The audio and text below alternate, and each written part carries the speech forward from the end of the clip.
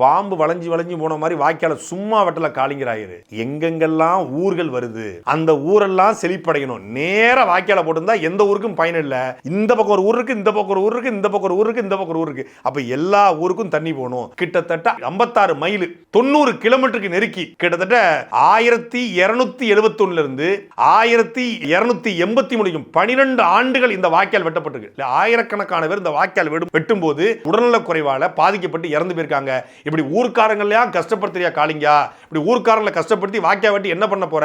உன் வீட்டுக்கு நன்மை செய்ய போறியான்னு கேட்ட ஒரே ஒரு வார்த்தைக்காக தன்னுடைய ஒட்டுமொத்த குடும்பத்தையும் தன்னுடைய சொந்தக்காரங்களையும் இந்த வாய்க்கா கரையோரம் யாருமே இருக்கக்கூடாது, இதுல பயனடையக்கூடாது, இந்த பயன் முழுக்க முழுக்க இந்த மக்களுக்கு போகணும், இது வறண்ட பகுதியாக வானம் பார்த்த பூமியாக மேட்டாங்காடா இருக்கு, மேட்டுக்காடா இருக்கு அப்படின்னு சொல்லி அந்த பகுதியில் வாழக்கூடிய மக்களுக்கு பொண்ணு கொடுக்க மாட்டாங்களாம். அந்த காலகட்டத்தில் இப்படி நம்ம பகுதியில் வாழ்ற மக்களுக்கு பொண்ணு கொடுக்க மாட்டாங்க அப்படின்னு என் பகுதி நான் செழிப்பாக்கி காட்டுறேன் அப்படின்னு ஒரு பக்கம் சபதம் எடுத்திருக்காரு. இன்னொரு பக்கம் அவருடைய உறவினர் வீடு தஞ்சாவூர்ல இருக்கு. தஞ்சாவூருக்கு போயிட்டு வரும்போது தஞ்சையில நீ நல்ல நெல்லு சோறு சாப்பிடு, உங்க ஊர்ல நெல்லு சோறே கிடையாது, புறம் கம்மஞ்சோறு தானே அப்படின்னு சொல்லி யாரோ சொல்லிருக்காங்க. அப்ப எங்க ஊரையும் நான் செழிப்பாக்கி காட்டுறேன், எங்க ஊரை நெல்லுச்சோறு இல்லைன்னு சொல்லி ஏளனமா பேசுறாங்க. தன்மானத்தின் அடிப்படையில் கட்டப்பட்டதா கால்வாய். அது தனக்காக கட்டப்பட்டதுல மக்களுக்காக கட்டப்பட்டது.